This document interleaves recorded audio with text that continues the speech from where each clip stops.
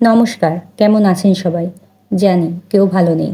দেশের এই বর্তমান পরিস্থিতিতে কারো ভালো থাকার কথাও না। অন্তত যাদের ন্যূনতম মানবতা আছে তারা তো ভালো থাকবেই না। কেউ শারীরিকভাবে খারাপ আছে আর কেউ মানসিকভাবে। বন্যাপ্লাবিত এলাকার মানুষগুলোর তো সর্বোচ্চ কষ্ট সহ্য করতেই হচ্ছে।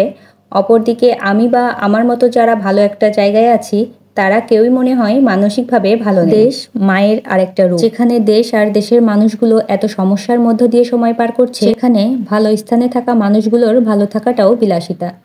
জীবন থেমে নেই, জীবন জীবনের গতিতে চলছে, সময় সময়ের গতিতে, কিন্তু নেই শুধু মানসিক শান্তি। প্রত্যেকটা মানুষ নিজের মতো করে সাহায্য করার চেষ্টা করছে, কেউ হয়তো শারীরিকভাবে উপস্থিত থেকে, আর কেউ হয়তো ঘরে বসে সৃষ্টিকর্তার কাছে প্রার্থনা করার মাধ্যমে। একমাত্র মহান সৃষ্টিকর্তাই পারেন এই অবস্থা থেকে দ্রুত মুক্তি দিতে। যিনি বিপদ দিয়েছেন তিনি বিপদ থেকে রক্ষা করবেন। দিনটা ভালো সংবাদ দিয়ে শুরু হলে ভালো লাগে, কিন্তু প্রতিদিনই দেশের এই পরিস্থিতি দেখে দিনটা শুরু হচ্ছে। প্রতিদিনই ভাবে হয়তো আজকে সংবাদটা ভালো আসবে। ইন্টারনেটের এই যুগে কোনোভাবেই এই সংবাদগুলো এড়িয়ে চলা সম্ভব না, বিশেষ করে যারা ফোন ব্যবহার করে। বন্যার এই অসহায় মুহূর্তের ভিডিওগুলো যতবার সামনে আসে মন তত বেশি খারাপ হয়ে যায়। নিজেদেরকে এমন পরিস্থিতিতে কল্পনা করলেও ভয় লাগে, অথচ যারা এই পরিস্থিতির মধ্যে দিয়ে যাচ্ছে তাদের কতটা অসহায় অবস্থা। সৃষ্টিকর্তার কাছে প্রার্থনা করি তিনি যেন এই বিপদ মোকাবেলার শক্তি সবাইকে দান করেন, এই কষ্ট থেকে সবাইকে মুক্ত করেন। এদিকে খিচুড়ি রান্নার জন্য পেঁয়াজ কেটে নিলাম। সকালে রান্না করতে মন চাচ্ছিল না, তাই ভাবলাম হাতে মেখে খিচুড়িটা বসিয়ে দিই, এটা দ্রুত হয়ে যাবে, আবার খেতেও বেশ ভালোই লাগে। প্রথমে চাল আর ডাল ধুয়ে রাইস কুকারে নিয়ে নিলাম।